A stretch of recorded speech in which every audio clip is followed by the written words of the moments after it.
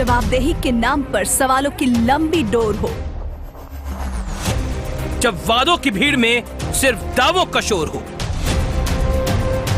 जब झूठ की फुसफुसाहट में चीखें भी गुम हो जाती हो, सच की जान की कीमत ज़बां की बेड़ियां चुकाती हों। जो कहना है वो कहना है डंके की चोट पर।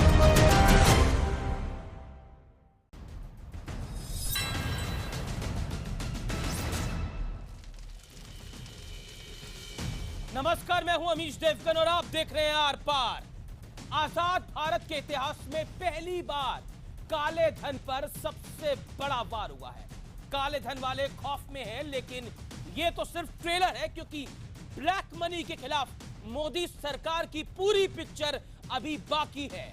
और हमारे सूत्र कहते हैं, बड़े सोर्सेज बता रहे हैं कि काले धन की सफाई के लिए सरकार का एक बड़ा ब्लूप्रिंट तैयार हो चुका है, कर लिया गया है, और अगला नंबर बेनामी संपत्ति वालों का है।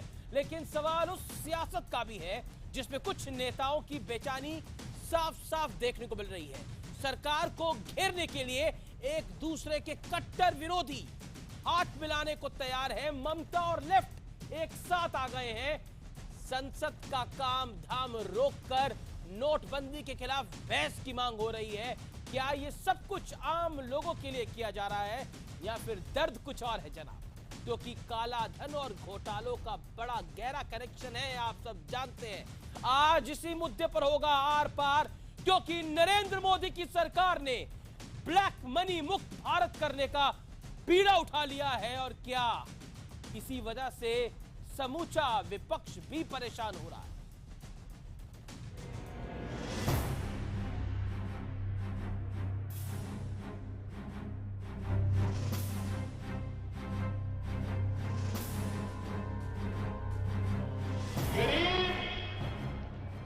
चैन की नींद सो रहा है और अमीर नींद की गोलियां खरीदने के लिए बाजार में चक्कर काट रहा है। 2G स्कैम, कोयला स्कैम, अरबों खरबों, मालूम है ना सर? मालूम है ना? आज 4,000 रुपया बदलने के लिए लाइन में खड़े रहना पड़ता है जी। देश की जनता में हाहाकार मचा हुआ है। लोग अपने सभी कामकाज भूल गए। बुरा हाल है पूरे देश के अंदर। त्राही त्राही मची है, अफरा तफरी का माहौल पैदा है। 50 घंटे भी दुनिया जनता देने को तैयार नहीं है। 50 घंटे के अंदर कुछ ना कुछ समाधान मोदी जी को निकालना पड़ेगा, नहीं तो बहुत serious law and order problem इस देश के अंदर होने वाली है। लोगों को तकलीफ हो रही है, लेकिन एक उम्मीद भी है कि शायद 70 साल के काले धन की सफाई अब हो जाएगी। पर सवाल सियासी बेचैनी पर, क्योंकि सरकार के खिलाफ एक दूसरे के कट्टर विरोधी हाथ मिलाने को तैयार है। हालांकि पीएम मोदी ये भरोसा दिला रहे हैं, मेरा साथ दीजिए, काले धन का कलंक देश से मिट जाए। मैंने सिर्फ देश से 50 दिन मांगे हैं, 50 दिन। 30 दिसंबर तक मुझे मौका दीजिए मेरे भाई। अगर 30 दिसंबर के बाद कोई मेरी कमी रह जाए, देश जो सजा करेगा वो सजा भुगतने के लिए तैयार है। मेरे देशवासियों, मैंने घर, परिवार, सब कुछ देश के लिए छोड़ा है। उनकी स्पीच में ड्रामा ज्यादा होता है और सत्य कम होता है। एक्टिंग उन्होंने कल अच्छी की, और एक्टिंग के लिए बहुत मशहूर है। लेकिन गोवा की भी अच्छी एक्टिंग है, रोना भी, हंसना भी, धोना भी, डराना भी। तो नोटबंदी पर सियासत जारी है, लेकिन सवाल ये है कि क्या सरकार के फैसले से 70 सालों का काला धन साफ हो जाएगा? इसी मुद्दे पर आज होगा आर पार। ब्लैक मनी मुक्त भारत, ये नाम बड़ा है। और क्या काले धन पर जो नरेंद्र मोदी, प्रधानमंत्री मोदी कड़वी चाय कह रहे हैं, उसका विश्लेषण क्या है हम आपको बताते और समझाते हैं, क्योंकि हमने बहुत अध्ययन करा, पूरा दिन आज मैंने अध्ययन करा और इस विश्लेषण को मेरे और मेरे सहयोगियों ने तैयार करा। ब्लैक मनी पर सरकार का एक बड़ा प्लान है, बहुत चाकचौबंद प्लान है। अब बेनामी संपत्ति वालों की बिल्कुल खैर नहीं है। पॉइंट नंबर 3, 31 दिसंबर के बाद होगा एक और बड़ा ऐलान, हम आपको बता रहे हैं, बहुत बड़ा ऐलान करेगी मोदी सरकार। पीएम ने 50 दिन में काले धन की सफाई का भरोसा दिया और बोला है कि अगर मैं 50 दिन में ना कर पाऊं तो मैं आपके समक्ष आ जाऊंगा, आपके सामने आ जाऊंगा। अब मैं रुख करता हूं अपने पैनल का। मेरे साथ आज के पैनल में श्रीकांत शर्मा है, जो कि नेशनल सेक्रेटरी हैं, राष्ट्रीय सचिव हैं भारतीय जनता पार्टी के। सुधीन भदौरिया है, बहुजन समाज पार्टी के वरिष्ठ नेता हैं। मेरे साथ पीएल पुनिया है, कांग्रेस के प्रवक्ता हैं, वरिष्ठ नेता है। विजय सदाना है, जो अर्थशास्त्री हैं और खासतौर पर एग्री इकोनॉमी पे खासी पकड़ रखते हैं। और राघव चड्ढा इस डिबेट के अंदर, जो कि प्रवक्ता आम आदमी पार्टी के हैं। मेरे साथ इस डिबेट में चंदा कोचर, जो कि एमडी सीईओ हैं आईसीआईसीआई बैंक की, खुद लाइव होंगी, लेकिन उनसे हम जानेंगे कि लोगों की सुविधाओं के लिए आईसीआईसीआई बैंक क्या कर रहा है। मैं वो भी सवाल उनसे लूंगा, लेकिन पहला सवाल, बड़ा सवाल श्रीकांत शर्मा आपसे है। 70 साल के काले धन पर यह अभी तक का सबसे बड़ा मास्टर स्ट्रोक माना जा रहा है। और यह माना जा रहा है, विपक्ष इसलिए ज्यादा परेशान और हताश हो रहा है कि आपने 2019 की तैयारी शुरू करी है 2016 के अंदर। यह मेरा विश्लेषण कहता है, आप क्या कहते हैं? देखिए अमीश बाबू, 2014 के चुनाव में भ्रष्टाचार एक बड़ा मुद्दा था, राष्ट्रीय सुरक्षा एक बड़ा मुद्दा था, और दोनों ही मोर्चे पर देश के प्रधानमंत्री नरेंद्र भाई मोदी ने उम्दा काम किया है, करारा जवाब दिया है। पाकिस्तान को, आतंकवाद को लेकर वो प्रॉक्सी वॉर हमारे साथ लड़ रहा था, आतंकवाद पर हमने अपनी रणनीति बदली। और जब हमको पता लगा कि आतंकवादी एलओसी के उस पार हमारे देश के अलग अलग शहरों में तबाही मचाना चाहते हैं, जानकारी पर्याप्त थी, हमारी सेना ने एलओसी के उस पार जाकर आतंकवादियों के लॉन्चिंग पैड पर हमला किया, तबाह किया उनको। और उसके बाद आतंकवाद के साथ साथ आतंकवाद को जो धन मुहैया कराते हैं, जो पैसा मुहैया कराते हैं, जो काले धन का कारोबार करते हैं। लेकिन आपने अगर ये इतना बढ़िया काम करा है, मेरा सवाल श्रीकांत, अगर आपने इतना बढ़िया काम करा है तो अरविंद केजरीवाल क्यों कह रहे हैं जनता 50 घंटे देने के मूड में नहीं है? कांग्रेस पार्टी कह रही है कि प्रधानमंत्री ड्रामा कर रहे हैं। मायावती और मुलायम सिंह यादव कह रहे हैं कि लोग त्रस्त हैं और हम भी परेशान हो रहे हैं। क्या कहना चाह रहे हैं वो लोग? परेशान क्यों है समूचा वक्त? ऐसा लग रहा है कि मोदी बनाम सब हो गया है, नरेंद्र मोदी बनाम ऑल।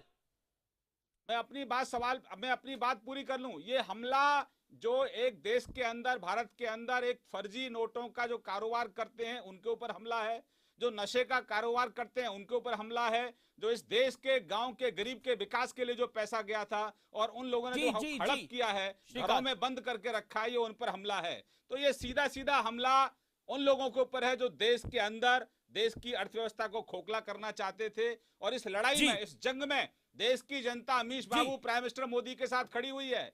मैं तो आपके माध्यम से ये पूछना चाहता हूं विपक्षी दलों को कि आप आम आदमी की बात करते हैं, गरीब की बात करते हैं, किसान की बात करते हैं, जब उसके हित के लिए, उसके उज्जवल भविष्य के लिए जब प्राइम मिनिस्टर मोदी ने इतना बड़ा काम किया है तो आपको प्राइम मिनिस्टर मोदी के साथ खड़ा होना चाहिए। मैं रुक करता हूं, मैं जवाब मांगता हूं। सुधीन भदौरिया मेरे साथ है। आम आदमी की जी किसान की, लेकिन उन गद्दारी ताकतों के साथ कहीं ना कहीं ये खड़े हुए हैं जी। श्रीकांत को खोखला करना चाहते हैं। मैं भदौरिया साहब का रुख करता हूं। भदौरिया साहब, मैं आपसे जानना चाहूंगा इसका जवाब। मायावती कहती है हम तो भ्रष्टाचार के खिलाफ है, लेकिन फिर भी जब ये ऐलान होता है उसके बाद वो लोगों के नाम पर सरकार को कहती हैं कि अपना फैसला आप मुलतवी करिए। वो कहते हैं कि इस फैसले के अंदर बहुत दिक्कतें हैं और बड़े बड़े आरोप लगाए जाते हैं। क्या आपको लगता है कि अगर वाकई मायावती भ्रष्टाचार के खिलाफ हैं, काले धन के खिलाफ हैं, तो सरकार के साथ क्यों नहीं है? जवाब। देखिए, मैं इसके दो जवाब हैं और संक्षेप में देने की कोशिश करूंगा। नंबर एक, देखिए ये कहा जा रहा है ये पैसा ड्रग माफिया और टेररिस्ट माफिया का पैसा था। पंजाब के अंदर भारतीय जनता पार्टी की किनके साथ सरकार चल रही है ये पूरा देश जानता है। वहां पर कितना ड्रग का धंधा हो रहा है। भारतीय जनता पार्टी एक एमएलए जो सिद्धू जी की पत्नी थी, उन्होंने कहा कि भारतीय जनता पार्टी के मंत्रियों की गाड़ियों में ड्रग का धंधा चल रहा है। और मैं एक चीज और बतला दूं, जो पठानकोट का अटैक था उसमें भी कहीं ना कहीं ड्रग का और टेररिस्ट नेक्सस था।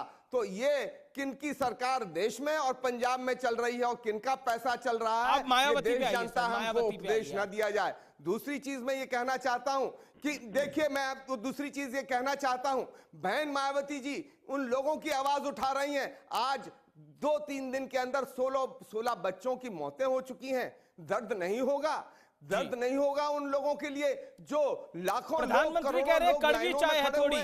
किसान हाथ पर हाथ रखकर बैठा हुआ है, वो अपनी बुआई नहीं कर पा रहा है, वो अपनी सिंचाई नहीं कर पा रहा है। आप सब कुछ किसानों के लिए कर रहे हैं। बुनकर किसान आप दोनों सब मिलकर कुछ परेशान किसानों हैं। के लिए कर रहे हैं। 2017 में उत्तर प्रदेश में चुनाव के लिए कर रहे हैं। आप सब कुछ किसान के लिए कर रहे हैं या 2017 में उत्तर प्रदेश के चुनाव के लिए कह रहे हैं? क्योंकि एडीआर की रिपोर्ट है 1000 करोड़ से ज्यादा का काला धन इस्तेमाल होना था उत्तर प्रदेश के चुनाव में। रहने वाले लोग, 5 स्टार के होटलों में रहने वाले लोग, देखिए जो स्वयं मोदी जी ने एक और आरोप लगाया मालाओं का। मोदी जी पहले अपने उस सूट का जो हीरा व्यापारियों से पहना था उन्होंने, उसका तो आरोप का उत्तर दें। उसकी तो नीलामी हो गई थी कई लाखों में। व्यापारी ने सूट दिया था तो क्या जरूरत थी बराक ओबामा के साथ उसको पहनकर बैठने की? उसकी तो नीलामी हो गई थी कई लाखों में। मैं जवाब ले लेता हूं को चमकाने की। चलिए हम विषय पर आए तो बेहतर है। में खुद झांक कर देखें जी। कि उन्होंने क्या क्या नहीं किया है। मैं श्रीकांत से जवाब लेता हूं। श्रीकांत 30 सेकंड का जवाब। श्रीकांत 30 सेकंड का जवाब। बड़ा आरोप लगाया, 30 सेकंड का जवाब आपका। 30 सेकंड का जवाब। सबसे पहले स्पष्ट कर दूं कि प्राइम मिनिस्टर मोदी की आप बराबरी नहीं कर सकते, क्योंकि उनको जो भी गिफ्ट मिलते हैं मुख्यमंत्री के रहते, प्रधानमंत्री के रहते, उन सब गिफ्टों की नीलामी होती है और गरीब बच्चियों की शादियों में वो पैसा जाता है। अरे बहन मायावती जी की बात करिए। अगर इन्होंने सुनिए भदौरिया साहब, नॉट फेयर। 30 सेकंड तो दीजिए आप। मानसिकता है भदौरिया साहब क्यों बौखला रहे हैं? आप तो बड़े नेता हैं। प्रधानमंत्री से एक तो वो चाय बेचने वाले हैं और फिर क्यों बौखला रहे हैं? प्रधानमंत्री से जवाब अरे सुन लीजिए भाई, लिया जा सकता। क्यों नहीं लिया जा सकता लोकतंत्र में? अरे भदौरिया साहब सुनिए तो सही थोड़ा। लोकतंत्र का अपमान है जो इस तरह का जवाब देना। भाई ये भाषण नहीं है। अरे भाई ये बीएसपी की रैली नहीं है भदौरिया साहब, ये टीवी पे चर्चा कर रहे हैं हम। आप लोकतंत्र का भदौरिया साहब सुन लीजिए, आपकी बात सुनी श्रीकांत। 30 सेकंड तो दीजिए श्रीकांत शर्मा को। वापस लीजिए, आप इस वाक्य को वापस लीजिए। आप कह रहे हैं कि ये हम उनसे पूछ नहीं सकते हैं, इसको आप वापस लीजिए। इस बयान को सुन लीजिए, पहले सुन लीजिए। तो प्रधानमंत्री के साथ तुलना मत करिए। जहां बहन मायावती जी टिकट बेचती हैं, अपने दर्शन देने के पैसे लेती हैं, अपने पैर छुआने के पैसे लेती हैं, मिलने के पैसे लेती हैं। नहीं भदौरिया साहब ऐसे डिबेट नहीं हो पाएगी। अब आप सुनिए श्रीकांत जो कह रहे हैं। भदौरिया साहब आपको 40 सेकंड सुनना पड़ेगा श्रीकांत शर्मा को। ये बहस का तरीका ठीक नहीं होगा। ये बहस का तरीका ठीक नहीं है। Give him 30 seconds now. देश को बेचने वाले हम पर आरोप लगा रहे हैं। अरे इनका माइक बंद करो। इनको लोकतांत्रिक तरीके से चर्चा नहीं कर सकते आप। आरोप लगाएंगे। ओके, मैं आप दोनों से ब्रेक लेता हूं। ओके, मैं श्रीकांत आपके पास वापस आता हूं। मेरे साथ चंदा कोचर इस समय लाइव जुड़ गई हैं, आईसीआईसी बैंक के एमडी सीईओ चंदा कोचर। मैं आपका रुख करता हूं। चंदा कोचर, मैं आपसे एक सवाल पूछता हूं। इस समय देश एक बड़े बदलाव से गुजर रहा है और उस बदलाव में बैंकिंग सेक्टर बहुत बड़ा उसके ऊपर जिम्मेदारी है। क्या लगता है चंदा कोचर, ये फैसला देश हित में कितना बड़ा है और आपको लगता है कि लोगों को अभी थोड़ी मुश्किल और सहनी पड़ेगी? What is your take Chanda Kochhar? My straight question to you ma'am tonight. Hello ma'am, तो कॉल डिस्कनेक्ट हो गया, आई एम सॉरी। ओके, मैं दोबारा कनेक्ट करने की कोशिश करूंगा। चंदा कोचर के साथ लाइन डिस्कनेक्ट हो गया है, मैं दोबारा रुक करूंगा। मैं सीधा रुक करता हूं इस डिबेट के अंदर। इस समय श्रीकांत शर्मा, सुधीन भदौरिया, पीएल पुनिया और विजय सिदाना है। का पैसा सब बर्बाद हो गया, उसकी बौखलाहट मायावती जी भी दिखा रही हैं और मायावती जी के प्रवक्ता आपके चैनल पे भी दिखा रहे हैं। ये बौखलाहट है, जो टिकटॉक का पैसा था वो बर्बाद हो गया, तबाह हो गया, वो सिर्फ कागज के टुकड़ों में तब्दील हो गया। तो ये इसकी बौखलाहट है और कुछ नहीं है। उनके धन को संभालिए अदानी और अंबानी जी का। अरे अदानी और अंबानी के पास भी अगर धन है तो वो भी तो जाएगा सर। आप कैसी बातें कर रहे हैं सुधीर भदौरिया? अगर कॉर्पोरेट्स के पास भी धन है तो वो भी तो जाएगा। काला धन तो सबका जाएगा। आपको कॉर्पोरेट्स के काले धन की चिंता क्यों है इतनी ज्यादा सुधीर भदौरिया? आपको ब्लैक मनी की ज्यादा चिंता है या आपको चिंता है आम लोगों की, मुझे लग रहा है आपको ज्यादा चिंता हो रही है। कहाँ है? होमगार्ड भर्ती का घोटाले का पैसा कहाँ है? ताज कॉरिडोर घोटाले का पैसा भदौरिया कहाँ है? साहब, पुलिस की भर्ती का आप घोटाले डिबेट का को पैसा नहीं कहाँ ले है? सकते। मैं पैसा रुक करता हूं वो पीएल पुनिया का, पीएल पुनिया का। वो रद्दी में तब्दील हो गया। देखिए ओके श्रीकांत, आपने अपनी बात कह ली। भदौरिया साहब, mister Bhadauria, you made your point, you have taken 5 minutes now. कि ये हमला कर रहे हैं लोकतंत्र पर। अरे लोकतंत्र पर हमला डिसीजन से हो रहा है काले धन के ऊपर। आम आदमी पर हमला कर रहे हैं, गरीब आदमी पर हमला कर रहे हैं, भ्रष्टाचार को समाप्त कर रही है। तो अरे भैया गरीब आदमियों पर हमला करो, दलितों के साथ आप नहीं खड़े हैं। आंसू आप गरीब बह नहीं रहे हैं, आपको जला ऑडियो देंगे, डाउन, भस्म ऑडियो कर डाउन, देंगे। Audio down. मैं रुक करता हूं पीएल पुनिया साहब का। पीएल पुनिया साहब, एक बड़ा सवाल मैं आपके सामने खड़ा करता हूं। क्या आपको लगता है जो काले धन पर सर्जिकल स्ट्राइक करी है नरेंद्र मोदी और उनकी सरकार ने, उसने आपको राजनीतिक तौर पर हिलाकर रख दिया है?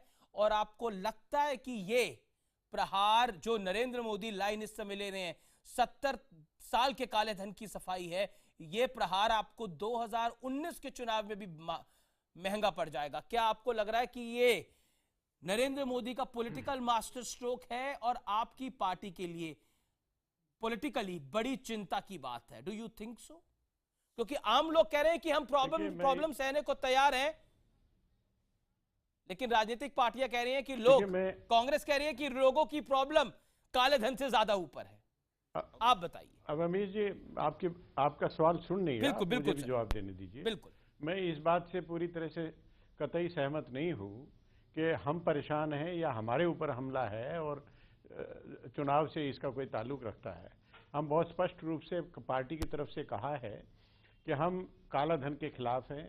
जो ड्रग माफिया और टेररिस्ट से धन आता है, फेक करेंसी आती है, उसके ऊपर प्रभावी रोक लगनी चाहिए। हम उसके पक्षधर हैं और भ्रष्टाचार पर रोक लगनी चाहिए। लेकिन जिस तरीके से ये अनाउंसमेंट किया, जिस तरीके से इसको लागू किया, वो गलत है और कोई तैयारी नहीं की।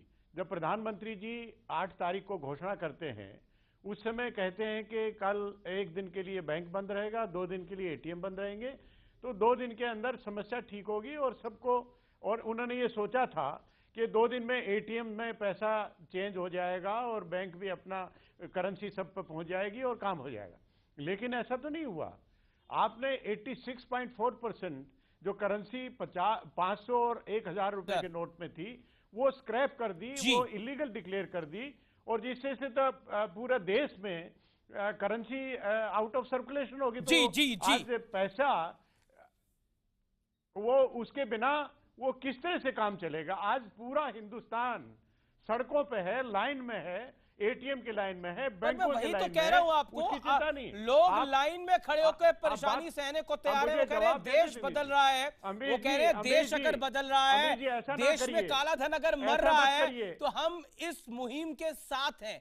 क्या आपको लगता नहीं है जिम्मेदारी? मैं आपसे सवाल पूछता हूं पुनिया साहब, आप ज्यादा समझदार व्यक्ति हैं, आप मेंबर ऑफ पार्लियामेंट हैं, क्या आपको लगता नहीं? Hear me out sir, hear me out sir, sir hear me out sir, hear me out sir.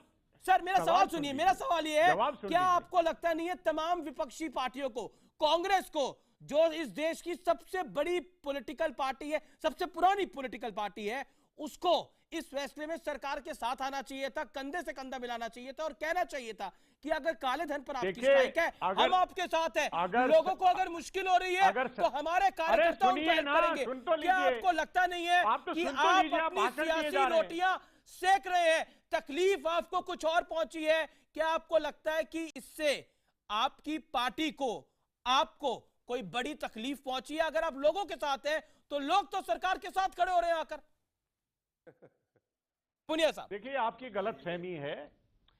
जो लोग परेशानी है, उनको 10-10 बार जाते हैं, एटीएम की लाइन लगाते हैं, नहीं मिलता है, वो आपकी तारीफ करेंगे, अमित जी आपकी तारीफ करेंगे और सरकार की तारीफ करेंगे। ये संभव नहीं है।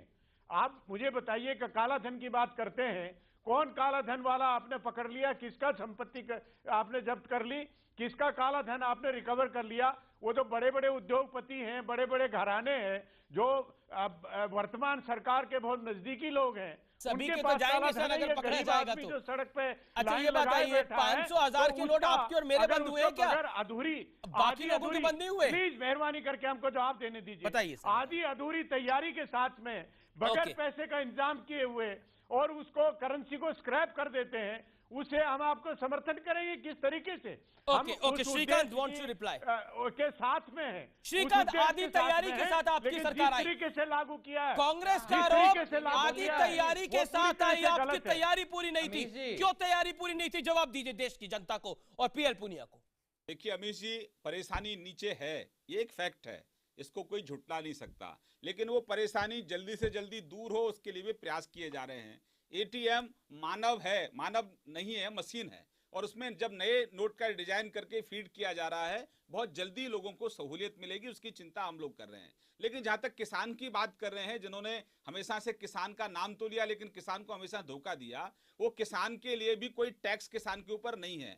किसान में अगर चार लोग परिवार में हैं तो 2.5 लाख आप जमा करा सकते हैं। 10,000 की प्रत्येक अकाउंट से आप रिकवरी यानी कि विड्रॉल कर सकते हैं। नहीं ये बात नहीं है। आप नहीं आप सुन लीजिए पुनिया साहब सुन लीजिए, मैं आपको दावे के साथ कह रहा हूं, अगर आपके घर में 10 लाख रुपए हैं और आपके 4 लोग हैं जिनके जो एडल्ट हैं, 2.5 लाख रुपए बैंक में जमा करा दीजिए, बैंक का कोई नोटिस नहीं आएगा। लेकिन अगर आपने 12 लाख करोड़ का घोटाला किया है और फिर आप एटीएम की लाइन में खड़े हैं, तो वो तो दिखावा है पुनिया साहब ना, वो तो फोटो आप है। नहीं, इशारा राहुल गांधी की तरफ है क्या आपका?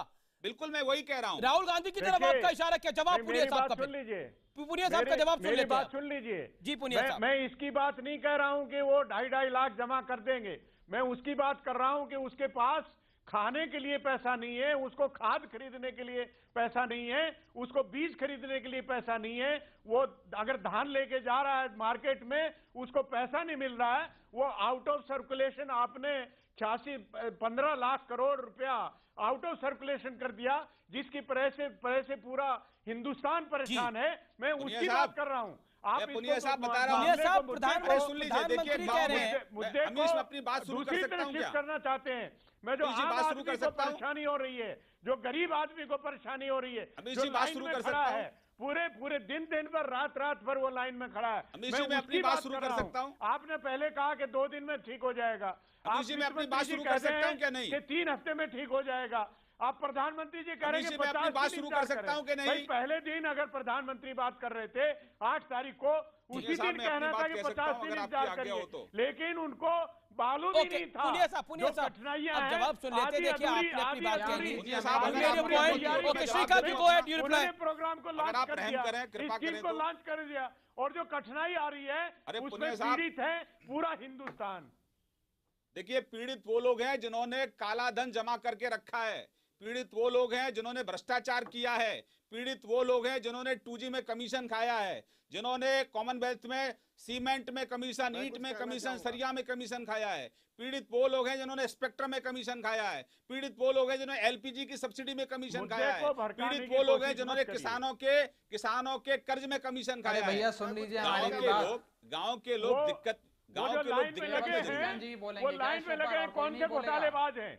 अरे आप सुन लीजिए, लाइन में लग रहे हैं, उनका नोट बदल रहा है। दिक्कत है पुनिया साहब, 70 साल की बीमारी है जो आपने दी है, उसका इलाज हो रहा है आम आदमी का, तो आप सहयोग करिए सरकार के साथ।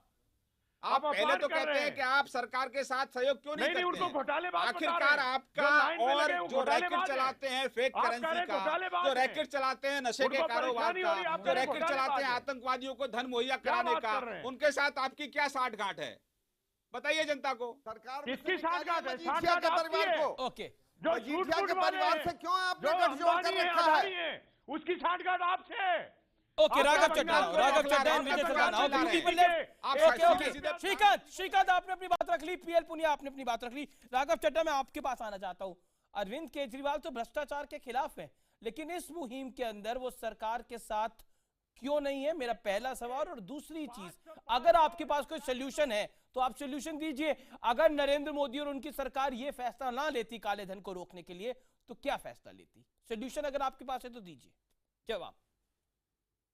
पिछले आधे घंटे से हमने तमाम प्रवक्ताओं को काफी शांतिपूर्वक सुना, आप थोड़ा मौका हमें भी बात करने का दीजिए। जी सर, बोलिए। देखिए, सच बात यह है कि इस स्कीम से जो काले धन का व्यापार करते हैं, काले धन वाले हैं, भ्रष्टाचारी हैं, उनके ऊपर तो कोई फर्क पड़ा ही नहीं। जो लाइनों में खड़े हैं बेचारा गरीब, किसान, दिहाड़ी मजदूर, कारपेंटर, गृहिणी, वो जो एकदम निचले तबके के लोग हैं वो बेचारे लाइनों में खड़े हैं, और जो धन्ना सेठ हैं वो अपना काला धन को सफेद करने में लगे हैं, क्योंकि 500,000 के नोट बंद हो गए, 2,000 का नोट आ गया, 1,000 के नोटों को 2,000 में बदलने की ये एक मेरा सवाल है, तो वो भी आपको लिमिट ये बात तो बताएगा। लिमिट दूसरी चीज देखिए, आप मुझे बोलने दीजिए अमीर जी, आप अपने सारे सवाल पूछ लीजिएगा। सर मेरा सवाल है, अपने सारे सवाल पूछ लिमिट तो लीजिएगा, उनकी भी हमें 2.5 बोलने लाख की है, दीजिए। लिमिट तो उनकी भी 2.5 लाख है। सुन लीजिए, आप सुन लीजिए हमारी बात, राघव चड्ढा आप सुन लीजिए, आप सुन लीजिए, आप अच्छा, सुन लीजिए, आम आदमी आप पार्टी हमारी का बात समर्थन सुन लीजिए, कांग्रेस आप कर हमारी रही पूरी है। बात सुन Very लीजिए, good। उसके बाद आप अपना 2.5 लाख 10 लाख बोलिएगा। नहीं 2.5 लाख की लिमिट है। केवल बीजेपी इस चैनल पे ना बोले, जरा हमें भी सब बात बोल रहे हैं सर, दीजिए। कमाल कर रहे हैं। बीजेपी के प्रवक्ता है, बीजेपी वर्सेस ऑल हुआ है, पहली बात और आप कह रहे हैं सिर्फ बीजेपी चैनल पे ना बोले। नॉट सुन लीजिए, I will not accept this, आप सुन लीजिए। राघव जी बोलिए अमीर जी, हमें जवाब राघव जी बोलिए अब अपनी बात। All audio down, Raghav but हमें अपनी बात करने दीजिए। अब आप कृपया करके बीच में एक बार भी मत हमें टोकिएगा, हमारी बात जनता तक जाने दीजिए। दूसरी चीज, भारतीय जनता पार्टी के वरिष्ठ नेता और देश के प्रधानमंत्री गोवा से रैली करते हैं और ये कहते हैं कि जो लोग लाइनों में खड़े हैं उन्होंने स्पेक्ट्रम घोटाला करा, कोयला घोटाला करा, भ्रष्टाचारी हैं, घोटालेबाज हैं। क्या रिक्शा वाला जो लाइन में खड़ा है वो घोटालेबाज है? क्या किसान जो लाइन में खड़ा है उसने भ्रष्टाचार करा है? किस प्रकार के एकदम बेहुदा बयान भारतीय जनता पार्टी के नेता और देश के प्रधानमंत्री दे रहे हैं। दूसरा सवाल मैं ये पूछना चाहूंगा, कांग्रेस बीजेपी के प्रवक्ता ने ये कहा कि इससे जो नशे का व्यापार है वो समाप्त हो जाएगा। पंजाब के अंदर नशे का व्यापार बादल सरकार करती है, ये अफसरों ने, घोटालेबाजों ने, माफिया ने इन्फोर्समेंट डायरेक्टरेट के सामने कबूला है कि बादल सरकार के मंत्री मजीठिया जी व्यापार करता है नशे का। इसके बारे में बीजेपी नहीं करेगी, फर्जी नोटों की बात करती है। मैं आज आपसे सवाल पूछना चाहूंगा, आज 8 जनवरी, आज हमारी बात सुन लीजिए, 8 नवंबर को प्रधानमंत्री जी ने घोषणा करी, 6 नवंबर को भारतीय जनता पार्टी के पंजाब इकाई के अध्यक्ष के पास 2000 के नोट थे, उसने सोशल मीडिया पे डाल दिए। तो मतलब बीजेपी ने अपने जितने भी लोग हैं,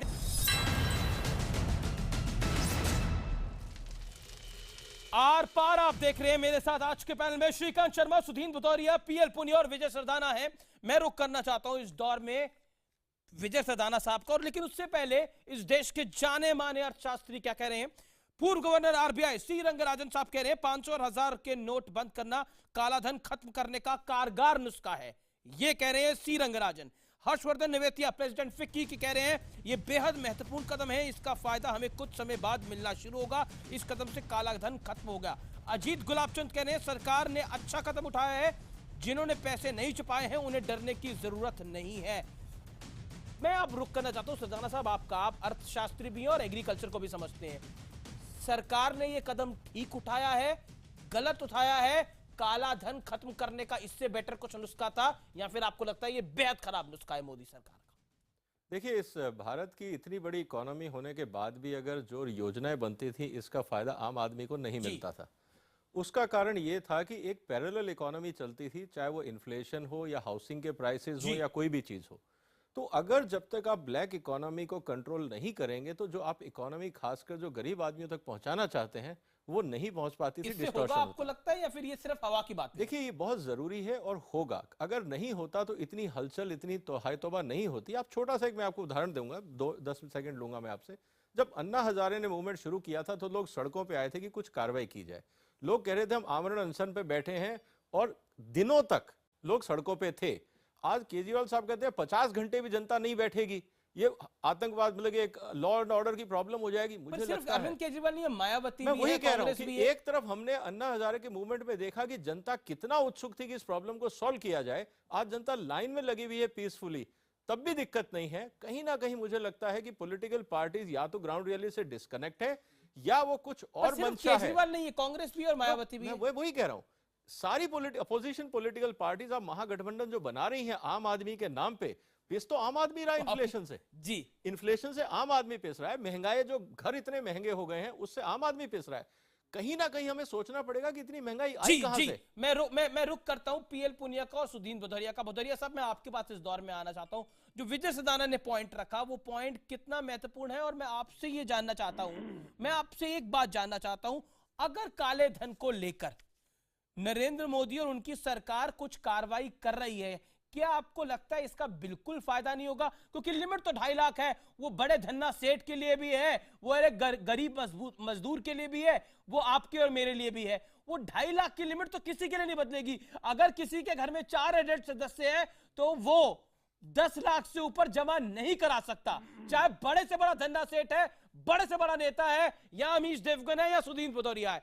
क्या आपको लगता नहीं है इससे जो लोग जिन्होंने करप्शन का पैसा कमा के अपनी तिजोरी में बंद रखा था, उन सब का पैसा बेजा सड़कों पर आ जाएगा, उसकी वैल्यू नहीं रहेगी?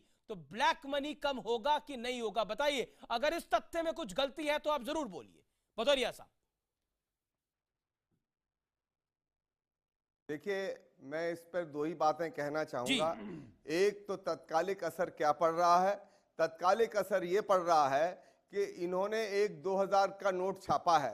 आज क्या हो रहा है, आप यहाँ दिल्ली शहर में भी, बंबई में भी और सब जगह आप जाके तफ्तीश करके पता लगा सकते हैं। आज आपको 100, 200, 30%, 35% पर आप कितना भी पैसा दीजिए, 2-2 हजार के नोट ले लीजिए, तो 2000 के नोट जब 1000 और 500 क्यों चिंता कर रहे हैं? जो अपने काले का सफेद कराने की कोशिश कर रहे हैं, भदौरिया साहब, मुझे कहने दीजिए, जो अपने काले का सफेद कराने की कोशिश कर रहे हैं, आप उनकी क्यों चिंता कर रहे हैं? आप ये प्रश्न जो है बीजेपी को हमसे पूछने दीजिए। ये प्रश्न आप हमको, मैं भी पूछूंगा सर प्रश्न, तो मेरे को मेरा राइट है, मेरा राइट है इस देश के लिए सवाल पूछना। मैं इस देश के लिए सवाल पूछूंगा sir, and nobody can stop me. For my country, I will ask the question. As a journalist, I'm asking a question. Why are you bothered about? Why are you bothered about black marketeers? आपको चिंता क्यों है जो काले का सफेद 30% पे करा रहे हैं? आपकी चिंता होनी चाहिए गरीब आदमी को पैसे मिले। आपकी चिंता क्यों है काले का सफेद लोग करा रहे हैं? जिस काले, अब मुझे बोलने तो कमाल है, आप ही बोल लीजिए। बोलिए भदौरिया साहब, बोलिए लीजिए प्लीज, मेरी इस जगह आप ही बोलिए। आप बोलिए सर, आप मुझे अगर उत्तर नहीं देने देंगे तो मैं कैसे अपनी बात रखूंगा? बोलिए बोलिए, 30 सेकंड आपके पास है सर, बोलिए। देखिए, उत्तर प्रदेश के अंदर ही नहीं, पूरे देश के अंदर, देखिए मैं ये कह रहा हूं कि उत्तर प्रदेश में ही नहीं बल्कि पूरे देश के अंदर ये व्यापार शुरू हो चुका है। और दूसरी चीज मैं ये कह दूं कि ये जो व्यापार इनकी वजह से शुरू हुआ, इसमें 16 बच्चों की जान गई है, उनकी माओं का जो आंसू बह रहा, उस तेजाब में भारतीय जनता पार्टी भस्म हो जाएगी। मैं आपको बता दूं, आप 2019 की बात कर रहे हैं, 2017 में भारतीय जनता पार्टी का कहीं पता आता नहीं रहेगा। ये आपके लिए पॉलिटिकली अच्छा, अगर 2017 में भारतीय जनता पार्टी भस्म हो जाएगी, आपको पॉलिटिकली खुशी मनानी चाहिए। ये उसी तरह से धराशायी होंगे, मैं रुक करता हूं, जैसे बिहार में हुए, इसी तरह से धराशायी होंगे जैसे दिल्ली के चुनाव में हुए। और मैं आपको बता दूं, देश से 2019 से पहले ही पहले मोदी जी का सफाया हो जाएगा। Okay, now BJP stand, okay now political war against Bharatiya Janata party. Shrikant Sharma, मैं आपसे बहुत सीधा सवाल रखता हूं, क्या ये लड़ाई अब भारतीय जनता पार्टी बनाम ऑल हो गई है, यानी Modi versus all, Modi Amit Shah versus all? What is your take Shrikant Sharma? Amish बाबू, प्रधानमंत्री मोदी इस देश में विकास करना चाहते हैं। गांव के जो लोग हैं जिनको बुनियादी सुविधाएं अब तक नहीं मिली हैं, उनको सुविधाएं देना चाहते हैं। गांव में शिक्षा व्यवस्था अच्छी हो, गांव में लोगों को शुद्ध पीने का पानी मिले, गांव में चिकित्सा सेवा उत्तम हो, गांव में सड़कें बने, बिजली आए, गांव का ग्रामोदय से भारत उदय हमारा लक्ष्य है। भ्रष्टाचार मुक्त भारत हो। जहां प्रधानमंत्री मोदी भ्रष्टाचार को समाप्त करना चाहते हैं, वहीं ये चोर चोर मुसेरे भाई मिलकर प्राइम मिनिस्टर मोदी को समाप्त करना चाहते हैं। जनता प्राइम मिनिस्टर मोदी के साथ है, क्योंकि प्राइम मिनिस्टर मोदी की मुहिम जनता के लिए है, आने वाली पीढ़ियों के उज्जवल भविष्य के लिए है, उज्जवल भारत के लिए है। लेकिन जिन्होंने नशे का कारोबार किया, जिन्होंने फेक करेंसी का कारोबार किया, जिन्होंने भ्रष्टाचार किया, जिनके कार्यकाल में डॉक्टर सचान की हत्या हुई, जिनके कार्यकाल में एसपी मुकुल द्विवेदी की हत्या हुई, जिनके कार्यकाल में 12 लाख करोड़ के घोटाले हुए, उन लोगों को इस मुहिम से तकलीफ है। जनता प्राइम मिनिस्टर मोदी के साथ है। पीएल पुनिया, एक व्यूअर ने मेरे सवाल भेजा और मैं आपसे जरूर पूछना चाहता हूं, कांग्रेस वो पार्टी है जिसने इस देश की आजादी में बड़ा योगदान दिया, इस देश की जनता के साथ। क्या आजादी 2 दिन में मिल गई थी, या आजादी के लिए भी बड़ी लंबी लड़ाई लड़नी पड़ी थी? कुछ लोग इसको आजादी की दूसरी लड़ाई कह रहे हैं ये आर्थिक आजादी की दूसरी लड़ाई है, इसीलिए इसमें तकलीफें भी होंगी, इसमें कुछ नुकसान भी होगा, लेकिन लंबा फायदा होगा। पुनिया साहब, क्या इस लंबे फायदे के लिए, इस देश की तमाम राजनीतिक पार्टियों को साथ नहीं खड़ा होना चाहिए। अगर प्रधानमंत्री कह रहे हैं कि 70 साल के काले धन की मैं सफाई करने जा रहा हूं 50 दिन के अंदर, तो इसमें हर्ज क्या है? 50 दिन की बात है। देखिए, मैंने शुरुआती दौर में कहा है हम काला धन के खिलाफ हैं। जो ड्रग माफिया, जो टेररिस्ट हैं, जो फर्जी करेंसी है, वो सब पूरी तरह से अंकुश लगना चाहिए। इसमें कोई दो राय नहीं, राष्ट्र हित में ये बहुत आवश्यक है। और आपने कहा कि ये जो डीमोनेटाइजेशन उसकी तरफ एक इफेक्टिव रास्ता है, तो हम मानते हैं कि इससे जो ब्लैक मनी है वो फिल्टर होगी और जो वास्तविकता जिसमें है वो बची रह जाएगी। ये अपनी जगह सही, लेकिन मैंने सवाल उठाया था कि बगैर सोचे समझे, बगैर उसकी तैयारी किए हुए आप उसमें जंप किया। आपने पहले प्रधानमंत्री कहते हैं कि सिर्फ 2 दिन में समस्या हल हो जाएगी। जी जी। आपके वित्त मंत्री जी कहते हैं कि 3 हफ्ते में खत्म हो जाएगी। जी। प्रधानमंत्री जी कह रहे हैं कि 50 दिन में खत्म हो जाएगी। और जो श्रीकांत शर्मा जी जो बात कह रहे हैं कि गरीबों के लिए, ग्रामीण क्षेत्र के लिए चिंता है, तो जी हमको सर, चिंता बता दीजिए। मनरेगा का आपने बजट काट दिया। विजय सदाना कुछ कहना चाह रहे हैं आपको?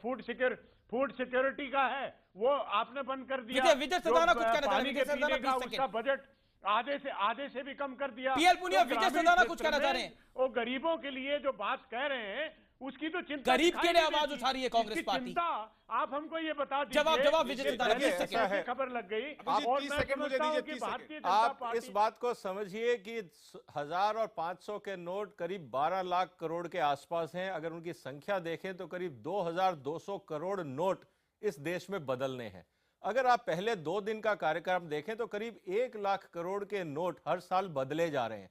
कम से कम आपको 12 से 15 दिन सारे नोट बदलने में लगेंगे। हमें इस बात को जनता को बताना पड़ेगा। यह हकीकत है, यह सच्चाई है। जहां तक बात है तैयारी की, सर कांग्रेस गरीब आदमी के साथ खड़ी है, कांग्रेस का यह दावा। अगर पूनिया साहब जो कह रहे हैं कि ब्लैक मनी के खिलाफ है और आम आदमी के साथ है, स्वागत योग्य है। लेकिन मेरा ये कहना है सर, आप भी एडमिनिस्ट्रेशन में रहे, आपको पर मेरा सवाल है, विरोध तो हो रहा है तब भी। देखिए, विरोध जरूरी है। पॉलिटिकल पार्टीज को अगर विरोध नहीं करेंगे तो मुद्दा खो देंगे। आज समस्या किस बात की है? इनको सबसे बड़ा टेंशन ये है कि 2019 में इनके पास चुनावी मुद्दा क्या होगा। That is the point. Okay, आज इन मुद्दा हाथ से निकल गया। Okay okay okay, Shrikant 10 second में आपका रिमार्क क्या है? What you are trying to say to PL Punia? PL Punia साहब को आप क्या जवाब देने की कोशिश कर रहे थे? देखिए, पुनिया साहब कांग्रेस के वरिष्ठ नेता हैं, मैं उनको इतना करेक्ट करना चाहता हूं। पुनिया साहब, किसी भी बजट में कोई कटौती नहीं है। और जो पहले 14वें वित्त आयोग में जो आप पैसा देते थे राज्यों को, उससे 10% बढ़ा के हमने पैसा दिया है। तो आपसे अपेक्षा नहीं है कि आप कम से कम गलत तथ्य मत रखिए। नंबर 2, ये लड़ाई नहीं, मैं इसका जवाब देना चाहता हूँ। जी, 5 सेकंड। जितना आपने दिया था राज्य सरकारों को दिया है, खड़े होना चाहिए। लेकिन आप दुर्भाग्य से सरकार के साथ नहीं है। आप भ्रष्टाचार को बढ़ावा देने वाले हैं, क्योंकि आपकी पार्टी ने भ्रष्टाचार। मेरे को ब्रेक लेना पड़ेगा, छोटा सा ब्रेक लेना पड़ेगा, अंतराल लेना पड़ेगा। मुझे एक ही चीज ध्यान में आती है, जब पुलिस का डमरू बजता है, जब पुलिस का सायरन बजता है, तो सबसे पहले कौन भागता है? आज वही सवाल है। अगर ये 70 साल के भ्रष्टाचार को खत्म करने की मुहिम है, तो इस मुहिम में सवाल या निशान लगने तो लाजमी है, इसमें कोई दो राय नहीं है। जब प्रहार होता है काले धन पर, जब प्रहार होता है उन पर जो ताकतवर होते हैं, तब तक आवाजें खड़ी होती हैं। और क्या ये आवाजें इसीलिए ज्यादा बढ़ रही हैं, या फिर इन आवाजों की खनक में भी कुछ बात है?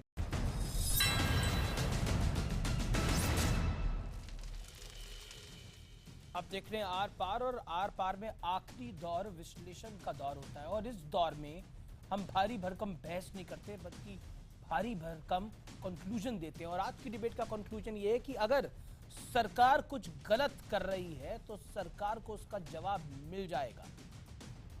लेकिन प्राइमा फेसी में शुरुआती दौर में ये काम ऐसा लगता है जैसे काले धन पर एक बड़ी स्ट्राइक है, और नरेंद्र मोदी और उनकी सरकार को इससे 2019 में बड़ा फायदा दिखाई देता है, क्योंकि ऐसा लगता है पॉलिटिकली 2019 का ये एक बड़ा मास्टर स्ट्रोक है। क्या इसी वजह से विपक्ष भी तिलमिला रहा है और विपक्ष भी परेशान है कि अब बोलें तो क्या बोलें?